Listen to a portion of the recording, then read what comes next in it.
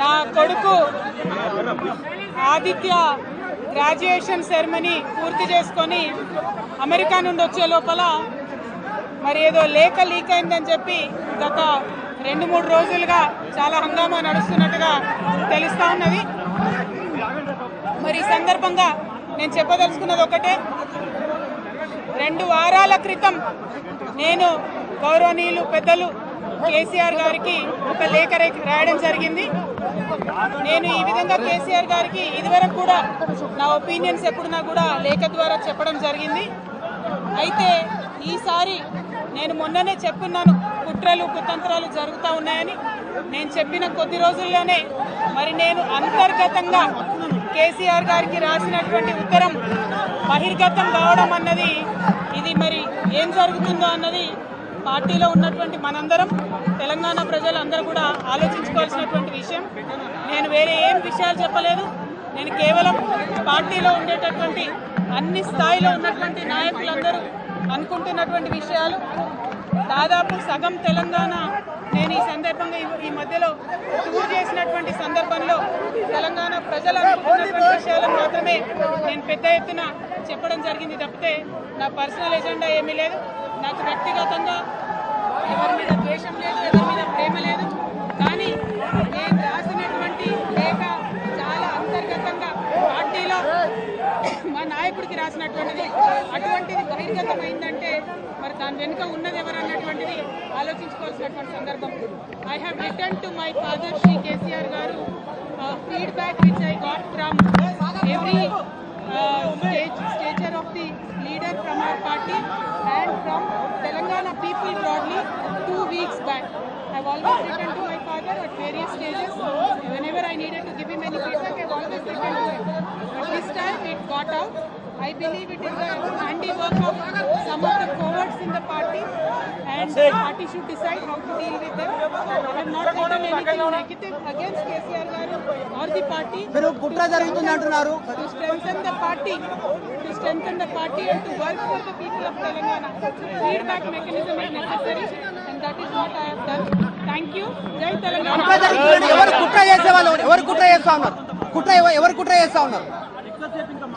కేసీఆర్ గారు దేవుడు, కేసీఆర్ గారు దేవుడు. కానీ కేసీఆర్ గారు చుట్టుకొని దయ్యాలు ఉన్నాయి. వాళ్ళ వల్ల చాలా నష్టం జరుగుతున్నది. పార్టీలో ఉండేటటువంటి నాకు, నేను కేసీఆర్ గారి కూతుర్ని, అంతరంగికంగా నేను రాసినటువంటి లేఖనే బయటికి వచ్చిందంటే మరి ఇతర సామాన్యుల సంగతి, ఇతరుల పరిస్థితి ఏంటి పార్టీలో అనేది ఇవాళ చర్చ జరగాల్సినటువంటి అవసరం ఉన్నది. దానికోసమే ఇవాళ నేను మీతో మాట్లాడుతూ ఉన్నాను.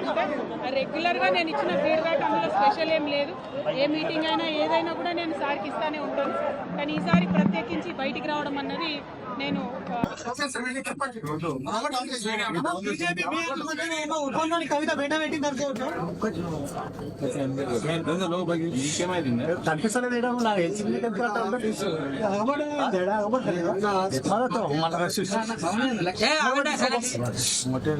మాట్లాడుతున్నది భారతీయ జనతా పార్టీ ఎంపితో మాట్లాడుతుంది. భారతీయ జనతా పార్టీ ప్రజాస్వామ్య పార్టీ.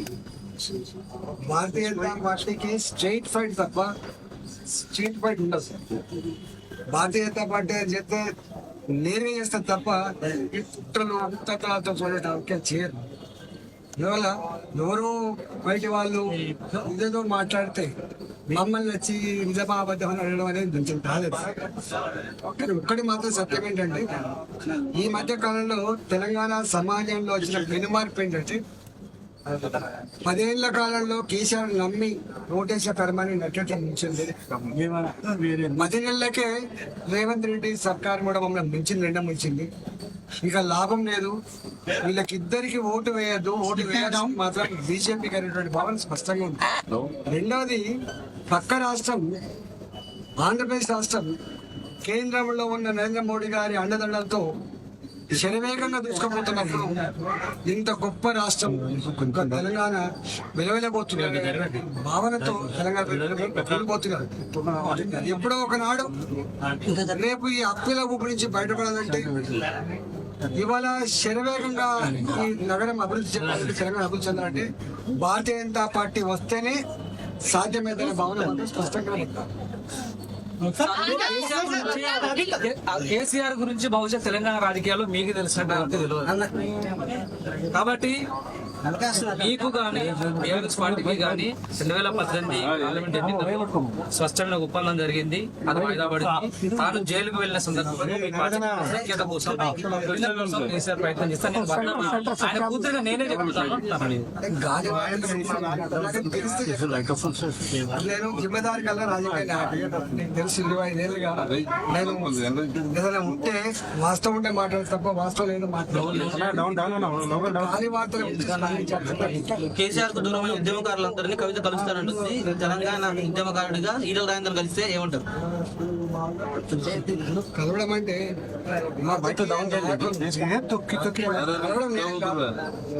అది ఏ పార్టీలలో ఉండని ఏ రాజకీయాలు ఉండని నాయకుల మధ్య మాట్లాడుకొని ఇరుపకంచెలేసింది నాయకుల ఫోన్ ట్యాప్ నిలబెట్టడం, కుటుంబ సభ్యుల ఫోన్ కూడా ట్యాప్ చేయడం, ఒకరి దావతలు ఒకరు పోకుండా ఉండడం, ప్రతిపక్ష పార్టీల నాకు పలకంచెలు వేయడం అనేటువంటి కల్చర్ని నేర్పింది కేసీఆర్ గారు. దాన్ని కొనసాగిస్తున్నట్టు ఏమంటారు. కాబట్టి నేను అంటున్నాను మొదటి నుంచి కొట్టవలసింది నాయకుల మధ్య పలకరించుకోవాలి సంస్కారం. నన్ను ఎవరు అడిగి కేసీఆర్ గారిని ముంగడికి పోతే ఏం చేస్తానని నా ముంగడికి దండం పెడతా అని చెప్పాము సంస్కారం. కాబట్టి డిఫరెంట్ గా ఇలా కవిత గారు ఏదో మాట్లాడుతుంటో వారిని అడిగాడు తప్ప నన్నే అడుగుతుంటారు. సార్ కాళేశ్వరం అంశంలో పార్టీతో చర్చిస్తామన్నారు, విచారణకు వెళ్తున్నారా సార్? కాళేశ్వరం విషయంలో పార్టీతో చర్చిస్తామన్నారు. 50 సార్లు చెప్పిన కాళేశ్వరం విషయంలో తప్పకుండా భారతీయ జనతా పార్టీ పార్లమెంట్ సభ్యుడిగా పార్లమెంట్ సభ్యుడిగా ఆనాడు టిఆర్ఎస్ పార్టీలో ఉన్న మంత్రిగా నా బాధ్యత ఎక్కువగా మా పార్టీ ప్రజాస్వామ్యాన్ని గౌరవించే పార్టీ, చట్టాన్ని గౌరవించే పార్టీ, న్యాయం వెలగాలని చెప్పి కోరుకునే పార్టీ కాబట్టి డెఫినెట్ పోయి చెప్పేస్తాను. మాట్లాడుతుర్రో కవిత గారు నాకు తెలియదు కానీ ఆ కవితమ్మనే చెప్తుంది ఇప్పుడు ఏమని, పెయిడ్ ఆర్టిస్టులతోటి వ్యక్తిత్వ హననం చేస్తుర్రు. ఈ పెయిడ్ ఆర్టిస్టులు ఎవరో గుర్తించడానికి గౌరవ ముఖ్యమంత్రి రేవంత్ రెడ్డి గారికి ఉన్నటువంటి ఇబ్బంది ఏముంది? పెయిడ్ ఆర్టిస్టులను జైల్లో పెట్టడానికి ఉన్నటువంటి ఇబ్బంది ఏముంది? పేమెంట్ ఏ ఖాతాకి అవుతుంది, ఎవరికి అవుతుంది, ఎవరా దొంగలు, వాళ్ళ దగ్గర పైసలు ఎక్కడి, మీకు చేత కాకపోతే మాకు ఈ లిస్టు ఇన్కమ్ ట్యాక్స్ నన్ను తోలిస్తాం మేము గట్లా. దొంగ లెక్కలు ఎక్కడి, దొంగ పేమెంట్లు ఎక్కడి, దొంగ పంచాయతీలు ఎక్కడి, అంతా ట్రాన్స్పరెంట్గా ఉండాలని కోరుకుంటున్నాం కదా. అందుకని వాళ్ళ పార్టీ గురించి వాళ్ళు మాట్లాడినంతసేపు మేము ఎవరి గురించి మాట్లాడాం, మేము ఎవరి వ్యక్తుల్ని తక్కువ చేసి మాట్లాడాం. కానీ భారతీయ జనతా పార్టీని తక్కువ చేసి, భారతీయ జనతా పార్టీని బదనాం చేసి, మా క్యాడర్లో కన్ఫ్యూజన్ క్రియేట్ చేయాలనేటువంటి ప్రయత్నం చేస్తూ ఉన్నప్పుడు మేము చాలా స్పష్టంగా చెప్పదలుచుకున్నాం. 2013లో మీరు చేసిన విలీనం ప్రయత్నాలు, 2014లో మీరు చేసిన ప్రయత్నాలు, ఇవన్నీ కూడా ప్రపంచమంతా తెలుసు. భారతీయ జనతా పార్టీ బీఆర్ఎస్ కలిసి పనిచేసిన అనేది ఈ రోజు దాకా వాళ్ళు పుట్టిన 25 ఏళ్లలో ఎన్నడూ జరగలేదు. నాకున్నటువంటి అంచనా, నాకున్నటువంటి అవగాహన మేరకు భవిష్యత్తులో కూడా అట్లాంటి స్కోప్ లేదని నేను అనుకుంటా ఉన్నా. కాబట్టి లేని దాని గురించి మా క్యాడర్ని, మా కార్యకర్తల్ని కన్ఫ్యూజ్ చేసి మీరు ఏది పడితే అది తిరిగి పేపర్లలో మాకు జాగ రావాలి, పేపర్లో మీకెందుకు జాగ వస్తుంది? జనం గుండెలనే మీకు జాగలేదు కదా, జనమే వద్దనుకున్నారు కదా మీరు. జనం గెలిపేయాలనుకుంటే మిమ్మల్ని గెలిపిద్దురు కదా ఎంపీగా. జనం గుండెల్లో జాగలేదు, పరపతి పోయింది, గౌరవం పోయింది, వాళ్ళ నాయన భాషలో చెప్పాలంటే ఇజ్జత్ పోయింది. ఇన్ని పోయినాయి కాబట్టి వాటిని తెచ్చుకునేందుకు మళ్ళీ జాగ కోసం కొట్లాడ తప్పితే ఇదేముందన్న. కాబట్టి మీరు మీ కుటుంబ పంచాయతీ ఏమైనా ఉంటే తలపెట్టుకొని ఫామ్ హౌస్లో తెలుసుకోర్రి, మాకు అభ్యంతరం లేదు. మా పార్టీ పేరు తీయనంతసేపు, మా గురించి మాట్లాడనంతసేపు మేము ఎవరిని ఏమను. భారతీయ జనతా పార్టీని విమర్శించినా, మా నాయకత్వాన్ని విమర్శించినా, మా పార్టీ క్యాడర్లో కన్ఫ్యూజన్ క్రియేట్ చేయాలని ప్రయత్నించినా 100% చాలా స్పష్టంగా భారతీయ జనతా పార్టీ నాయకత్వం తెలంగాణ రాష్ట్రంలో స్పష్టంగా ఉంది, కలిసి ఉన్నది, కలిసి కొట్లాడతాం, అధికారంలోకి రావడానికి కొట్లాడతాం, భవిష్యత్తు మాదనే మా కార్యకర్తలు నమ్ముతున్నారు, ఆ దిశగానే మా అందరు అడుగులు ఉంటాయని చెప్పి ఈ సందర్భంగా చాలా స్పష్టంగా చెప్తూ, పేపర్ల కోసం, పబ్లిసిటీ కోసం, దాంట్లో జాగ కోసం ఇట్లాంటి మాటల్ని, ఇట్లాంటి బురదల్ని ఎవరి మీద జల్లొద్దని మరొకసారి తెలియజేస్తూ సెలవు తీసుకుంటాను.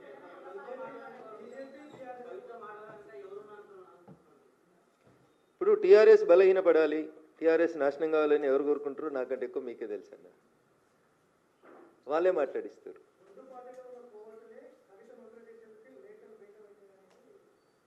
ఇప్పుడు మీ నాన్నకు నువ్వు లెటర్ రాసినావు, తండ్రి కూతుళ్ళ సంబంధం అది, తండ్రి కూతుళ్ళ పంచాయతీ, గతంలో రాసిన లెటర్లు బయటికి రాలేదు.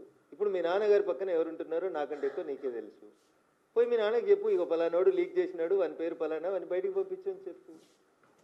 కోవర్ట్ ఏందని, ఇదేమన్నా నక్సల్ సామ్రాజ్యమా? కోవర్ట్ లేదు. వినడానికి సొంపుగా ఉంటాయని, మాట్లాడితే ఎతి ప్రాసలకు కలిసి వస్తాయని, ఇట్లా మాట్లాడితే ఎట్లా? మీ ఇంట్లో కోవర్ట్లు ఉన్నారా?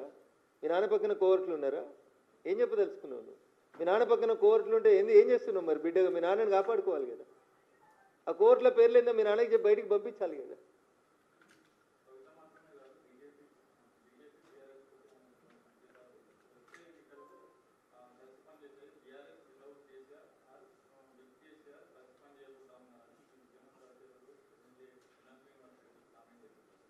నేను ఎన్ఎం శ్రీనివాసరెడ్డి గారు ఏం మాట్లాడినారో నేను వినలేదన్నా.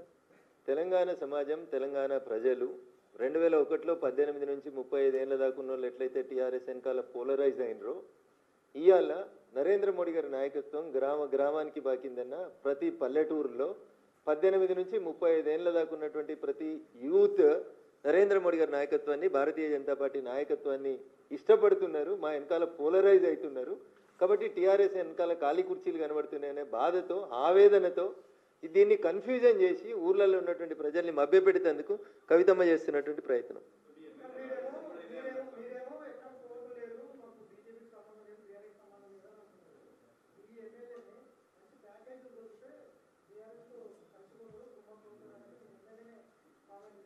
నేను వినలేదన్నా, మా ఎమ్మెల్యేలో ఎవరు మాట్లాడినో వినలేదు. ఒకవేళ ఎవరైనా మాట్లాడితే మా రాష్ట్ర పార్టీ పెద్దలు, అధ్యక్షులు, ఆల్ ఇండియా అధ్యక్షులు ఖచ్చితంగా దానికి సమాధానం చెప్తారు.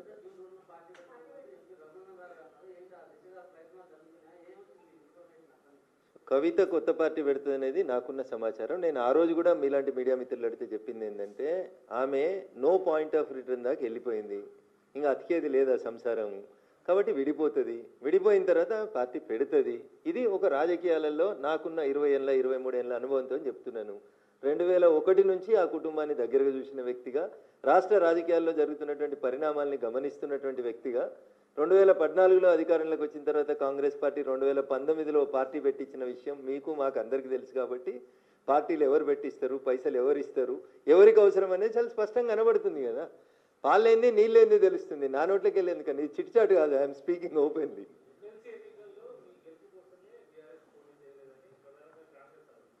అన్న, ఊర్లలో ఒక మోటు సామెత ఉంటుంది, ఆడలేక మధ్యలో ఓడిందని. నీకు క్యాండిడేట్లు లేక, నీకు పెట్టే దమ్ము లేక, పోటీ చేసే ధైర్యం లేక ఇట్లే మాట్లాడుతుంటారన్న. ఎంపీ ఎలక్షన్లలో కూడా పొత్తులు పెట్టుకున్నారు, పరోక్షంగా సహకరించారు. ఇవన్నీ తప్పుడు మాటలు అన్న. ప్రజలని అమాయకులుగా భావించి ఓటేసేటువంటి ప్రజల్ని తక్కువ చేసేటువంటి మాటలు ఎవరు మాట్లాడొద్దన్న. అది చాలా తప్పు, దురదృష్టకరం. అది అన్నిట్లలో పోటీ చేసిరు వాళ్ళు. ఎంపీ ఎలక్షన్లలో అన్నిట్లలో పోటీ చేసిరు. నా మీదనైతే 100 కోట్లు పెట్టిరు, మీకు తెలుసు. ఇక కాంప్రమైజ్ అయిన పాలిటిక్స్ ఏడు ఉన్నాయి అక్కడ? ఏడ కాంప్రమైజ్ అయ్యారు? ఏ సీట్ కాంప్రమైజ్ అయ్యారు చెప్పారు? కాబట్టి ఇవన్నీ అబద్ధాలు, తప్పుడు మాటలు. ప్రజలు ప్రజాస్వామ్యబద్ధంగా డాక్టర్ బిఆర్ అంబేద్కర్ గారు రాసిన రాజ్యాంగం ఇచ్చిన పరిమితులకు లోబడి ఓట్లేస్తేనే భారతీయ జనతా పార్టీ ఎంపీలైనా, కాంగ్రెస్ ఎంపీలైనా, ఇంకొకరైనా గెలుస్తారు. కాబట్టి ఒక పార్టీ ఇంకో పార్టీకి అమ్ముడు పోయింది ఇట్లాంటి మాటలు దయించి ప్రజాస్వామ్యంలో సరైనవి కాదనేది నా భావన.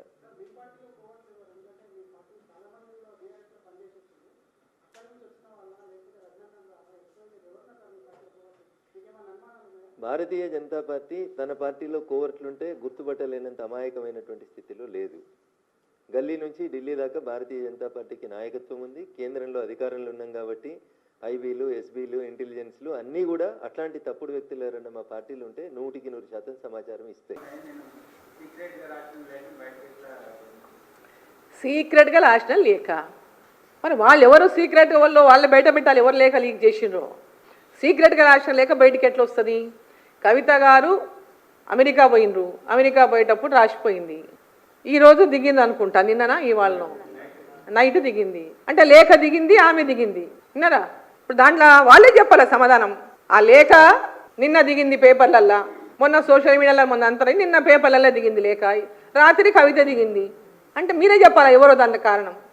ఆ లేఖలు ఎవరు రాసుకున్నారు, ఎవరు లీక్ చేసిండ్రు? వాళ్ళ కుటుంబం లీక్ చేస్తేనే వాళ్ళు లీక్ చేయలే, వాళ్ళకి కావాల సన్నిహితులను లీక్ చేసి ఉండాలి.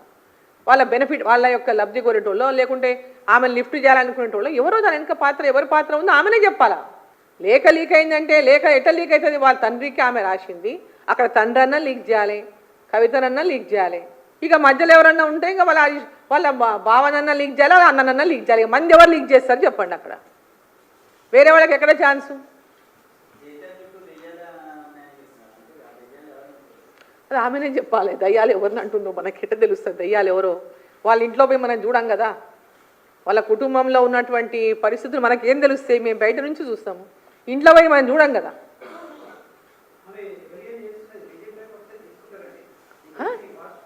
ఎట్టి పరిస్థితిలో తీసుకో.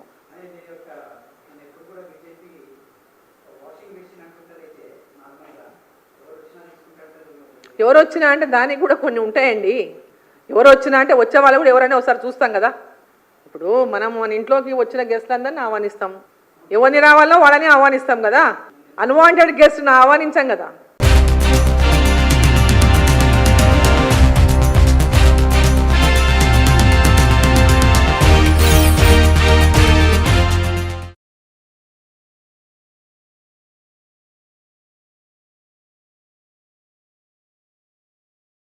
కొమ్ము పంచాయతీలా కనపడతా ఉంది.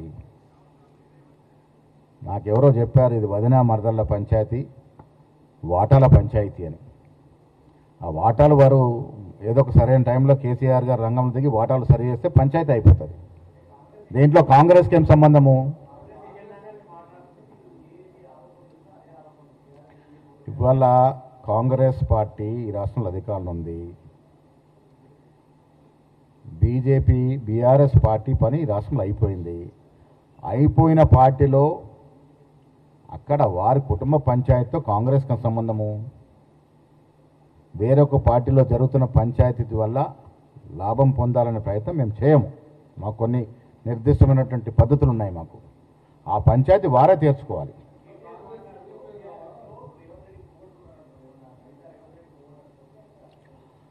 ప్రతి పార్టీలో వేరొక పార్టీకి చిన్న చితకర కోవట్లు ఉంటారు, సహజంగా ఉంటారు. ఇప్పుడు కవిత చెప్తుంది ఏంది, ఆనాడు బీజేపీ పార్టీకి ముడుపులు ముట్టాయని చెప్తుంది కదా, రాజాసింగ్ చెప్తా ఉన్నాడు కదా, వాళ్ళంతా కోవట్లే కదా. ఇప్పుడు కాంగ్రెస్ పార్టీకి ఆ అవసరము లేదు. వేరొక పార్టీలో జరుగుతున్న పంచాయతీతో మాకు సంబంధం లేదు. మాకున్న సమాచారం వల్ల ఇది ఆస్తి తగాదా, ఆస్తిలో వాటాల పంపకం తగాదా అని మాత్రమే మాకున్న సమాచారం.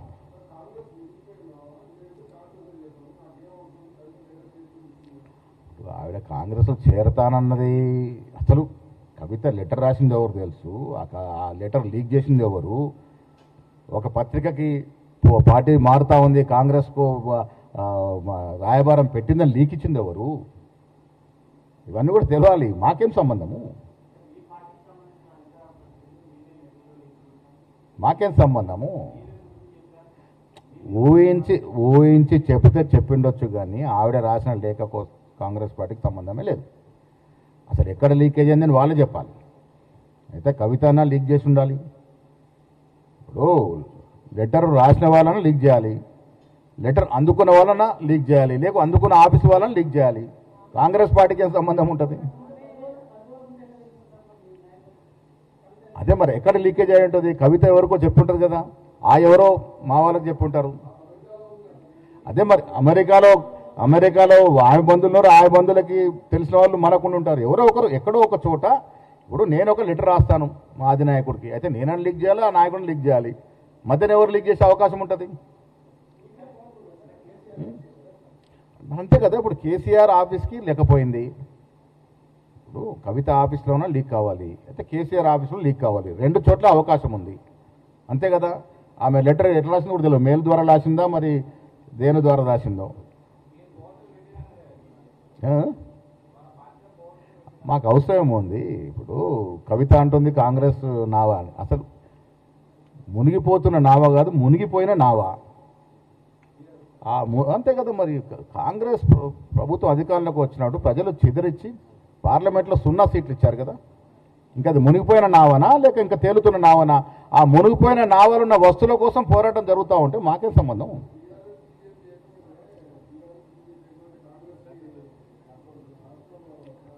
ఏమి నష్టం ఉండదండి. కాంగ్రెస్ పార్టీ ఇలా ప్రజల గుండెల్లో ఉంది. మేమిస్తున్న అభివృద్ధి సంక్షేమ ఫలాలు ప్రజలకు చేరుతూ ఉన్నాయి. బీజేపీకి అవకాశం ఉంటే 8 సీట్లు ఎందుకు వస్తాయి రాష్ట్రంలో గత ఎన్నికల్లో? బీఆర్ఎస్కి అవకాశం ఏదలుచుకుంటే ప్రజలు పార్లమెంట్ సీట్లలో గుండు 0 ఎందుకు ఇస్తారు? గుండు 0 పార్టీ నామమాత్రం 8 సీట్లు వచ్చిన పార్టీ కలిస్తే టోటల్ 8 అవుతారు వాళ్ళు. ఇప్పుడు గతంలో కలిసే వారు పోరాడినారు, ఇప్పుడు ఓపెన్గా వస్తారు, అంతకంత నష్టం ఏముంది? కాంగ్రెస్ పార్టీ ఇవాళ ప్రజల గుండెల్లో ఉంది. ఇప్పుడు వచ్చే ఎన్నికల్లో నేను చాలా సందర్భాలు చెప్పాను, మేము ఇచ్చే కార్యక్రమాలు ప్రజల నానుడి. రేపు ఎన్నికల నాటికి డెఫినెట్గా మేము మళ్ళీ పుంజుకొని 90 సీట్ల వరకు వస్తాయనే నమ్మకం మాకుంది. ఎందుకంటే మేము ఇస్తున్నట్టు సంక్షేమం, మేము ఇస్తున్న అభివృద్ధి ఫలాలు ఆ రకంగా ఉన్నాయి. ప్రపంచ చరిత్రలో సన్నబియ్యం బీదవారికి సన్నబియ్యం ఇచ్చిన చరిత్ర ఈ దేశంలో ఏ రాష్ట్రంలో ఉందా?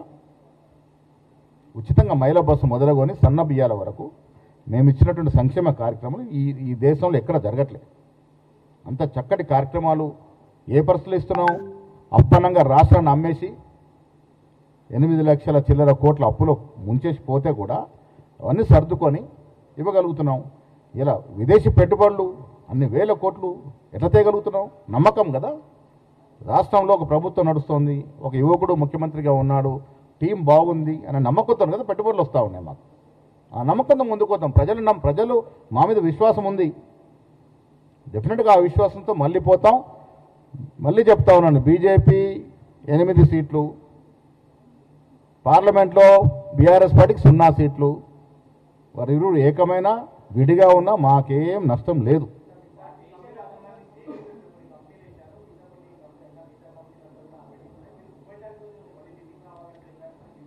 ఖర్గే గారు ఢిల్లీలో లేనందుకు మేము తిరుగు ప్రయాణమయ్యాం. ఖర్గే గారు ఇంకా ఢిల్లీకి రాలేదు. ఖర్గే గారు వచ్చిన తర్వాత మళ్ళీ పిలుస్తారని ఆశిస్తూ ఉన్నాం. కమిటీలు ఫేస్ వైజ్గా వస్తూ ఉన్నాయి.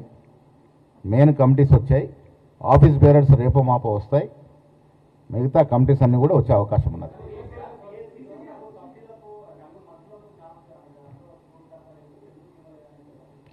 మంత్రులందరూ కూడా ప్రత్యేక ఆహ్వానితులుగా ఉన్నారు దాంట్లో, స్పెషల్ నోటీస్లో. కుల సమీకరణ మునుపెప్పుడు లేని విధంగా పొలిటికల్ అఫైర్స్ కమిటీ ప్రముఖమైన కమిటీ. మీరు చూడండి ఒక్కసారి కమిటీని ముందర వేసుకొని ఏ రకంగా రిప్రజెంటేషన్ ఇచ్చాం. సమాజంలో పెద్ద కులాలైనట్టు అందరికీ కూడా దాదాపుగా రిప్రజెంటేషన్ ఇవ్వగలిగినాం. ఒక నెల పాటు మేము దాని మీద సుదీర్ఘంగా ఎక్సర్సైజ్ చేసి అన్ని ప్రాంతాలు, అన్ని కులాలు, సీనియర్లు, కొత్తవారు, యువకులు అందరికీ అవకాశం ఇచ్చినాం. పార్టీ బీఆర్ఎస్గా మారినాక బీజేపీతో కొనసాగిస్తున్న స్నేహపూరిత వాతావరణం కావచ్చు, బీజేపీతో వ్యవహరించాల్సిన అంశాల విషయంలో కూడా ప్రస్తావన వచ్చింది. కాబట్టి బీజేపీ తనను జైల్లో పెట్టిందనే భావన కూడా కలిసి ఉంటుంది. తర్వాత భావన బామ్మార్దిన అనే దగ్గర బామ్మార్ది కొరకు తగ్గినట్టు కనిపించిన తన కోసం ఎవరూ లేరు అనే ఆలోచనతోని తన తండ్రితోనే తనకున్న అంతర్గత అంశాలు చెప్పుకోలేక రాసే దిశగా ఈరోజు అంతరం పెరిగిందా అనే ఆలోచన మాత్రం ఒకంత ఆలోచింపజేసేది. అన్నిటికంటే ముఖ్యంగా ఈరోజు బీఆర్ఎస్లో కానీ బీజేపీలో కానీ అంతర్గత పోరు 3 ముక్కలాటగా కొనసాగుతున్నది. సో దాన్ని కాంగ్రెస్ పార్టీకి అంటగట్టాలని చూడడం అనేది దుర్మార్గం. ఎప్పుడు కూడా కాంగ్రెస్ పార్టీ ఈ తరహా రాజకీయాలను ప్రోత్సహించలేదు. మా పార్టీలో ఉండే అంతర్గత వైరుధ్యాలనే అటు బీజేపీ ఇటు బీఆర్ఎస్ వాడుకొని మమ్మల్ని చీల్చే ప్రయత్నం చేసినా అందరం ఏకతాటి మీదకి వచ్చి ఈరోజు ఈ రాష్ట్రంలో అధికారంకి వచ్చినాం. మాకు ప్రజలే లక్ష్యంగా ఉంటుంది తప్పితే ఈ పార్టీల మధ్యన ఉన్న వైరాల్ని అంతరాల్ని రాజకీయంగా మార్చుకోవాల్సిన అవసరం, ఆ దుర్గతి కానీ ఆ స్థాయి రాజకీయాలు కాంగ్రెస్ పార్టీ చేయాల్సిన అవసరం రాదు. బీఆర్ఎస్లో రాజకీయ కలకల రేగుతున్నట్టుగా కనబడుతున్నది. కవిత గారు రాసినట్టుగా ప్రచారం జరుగుతున్న లేఖ వాళ్ళ పార్టీ అంతర్గత అంశమైనప్పటికీ కూడా అది కాంగ్రెస్ పార్టీ ఏదో చేసింది అని చెప్పినట్టుగా బీఆర్ఎస్ మిత్రులు మాట్లాడడం అనేది హాస్యాస్పదం. కాంగ్రెస్ పార్టీకి ఇలాంటి ఫేక్ న్యూస్ను, లేఖలను ఇతర పార్టీలకు సంబంధించిన అంశాల విషయంలో కల్పించుకోవడం అనేది కాంగ్రెస్ పార్టీ చెయ్యదు. ఒకటి. రెండవది, వారు ప్రస్తావిస్తున్నట్టుగా ప్రచారం అవుతున్న అంశాలన్నీ సోషల్ మీడియాలో కానీ మెయిన్ స్ట్రీమ్ మీడియాలో కానీ ఈరోజు అది పెద్ద బ్రేకింగ్ ఇష్యూ అయింది. ఆ అంశాల్లో వారు గతంలో చేసిన వివిధ వేదికల మీద చేసిన ప్రకటనలకు ప్రతిరూపంగానే మనకు కనబడుతున్నది. ఒకవైపు రెండవ నాయకుడు లేకపోతే ద్వితీయ శ్రేణి నాయకత్వం వంశంలో బీఆర్ఎస్ కొంత తడబడుతున్నది. కొడుకునా అల్లున్నా అనే దాని దగ్గరనే తడబడుతున్న క్రమంలో తన అస్తిత్వం అనేది, రాజకీయ అస్తిత్వం అనేది ప్రశ్నార్థకం అవ్వడమా, లేకపోతే ప్రత్యామ్నాయ ఏర్పాట్లు కవిత గారు చూసుకోవడమా అనే దిశగా చర్చలు జరుగుతున్నాయి ఈ మధ్య కాలంలో. సో వరంగల్ సభ దానికి వేదికగా కావడం అనేది ఇప్పుడు వాళ్ళ మధ్యన చిచ్చు రేగుతున్నట్టుగా కనబడుతున్నది. కాబట్టి దాన్ని కాంగ్రెస్ పార్టీ ఏదో ప్రచారం చేస్తున్నది, లేకపోతే కాంగ్రెస్ పార్టీ దాన్ని లీక్ చేసిందని చెప్పడం అనేది మాత్రం ఒక ఇంత ఆశ్చర్యాన్ని కల్పిస్తున్నది. చాలా రోజుల నుంచి జరుగుతున్న చర్చ ఏంది, కవిత ఒంటరైందా అనేది చాలా రోజుల నుంచి రాజకీయ వర్గాల్లో జరుగుతున్న చర్చ, లేదంటే మీడియాలో, లేదంటే సోషల్ మీడియాలో, యూట్యూబ్లలో జరుగుతున్న చర్చకు ఊతమిచ్చే విధంగా లేఖ రాసింది, లేకపోతే రాయబోయింది, లేకపోతే అది నోట్ ఏది వివిధ మార్గాల్లో తయారు చేయడానికి కూడా ఈ రూపం ఎంచుకున్నది అని ఒక చర్చ అయితే సర్వత్రా వస్తున్న క్రమంలో ఇలాంటి అంశాలకు నేరుగా అది కవిత గారే సమాధానం చెప్తే తెలుస్తుంది. లేదంటే ఆ పార్టీ నాయకులు ఎవరైనా దాని మీద వివరణ ఇస్తే తెలుస్తుంది తప్పితే అంతవరకు ఇది ఒక లీక్ వార్తగానో, లేకపోతే చెప్పాలంటే ఒక ఎత్తుగడతోని వాళ్ళ పార్టీలోనే వాళ్ళు ఏమైనా చేసిన ప్రయత్నంగా మనం చూడాల్సి వస్తుంది. అన్నిటికంటే ముఖ్యంగా బీఆర్ఎస్లో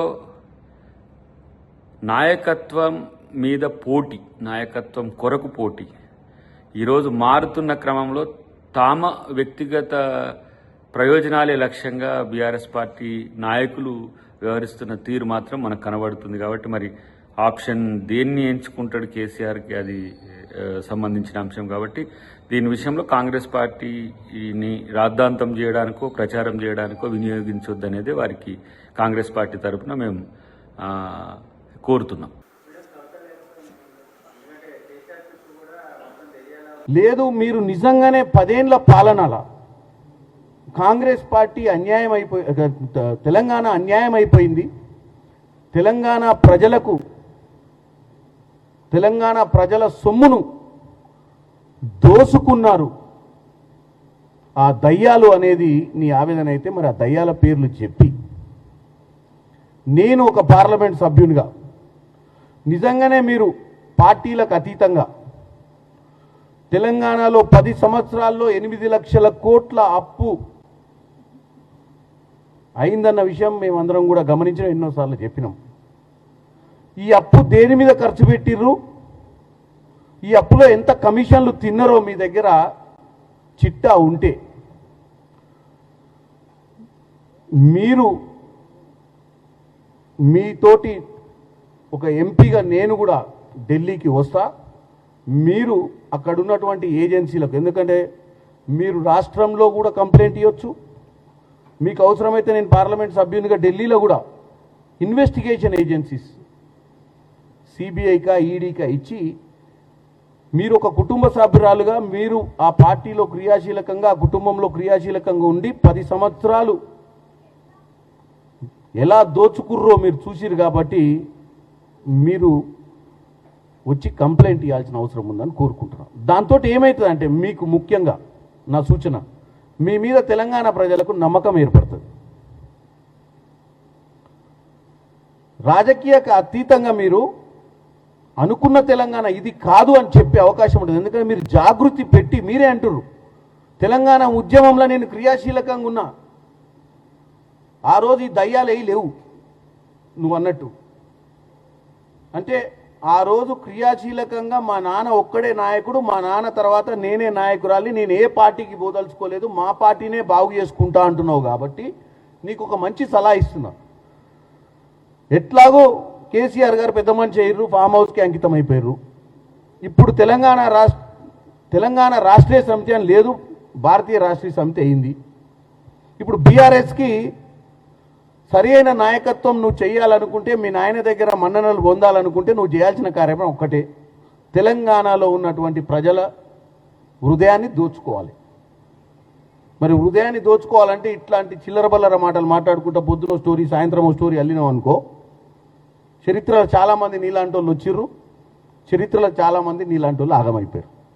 అంటే ఒక 4 రోజులు హెడ్లైన్స్ ఉన్నంత మాత్రం ఎవరు నాయకులు కాలే. గతంలో ఎన్ని పేపర్లో మనం చదివినన్ని పేపర్లు, ఇవాళ వచ్చిన పేపర్ రేపు పొద్దున ఏ బఠానీల దుకాణం దగ్గరనో అది అమ్ముకోనికి తప్ప దేనికి పనికిరాదు.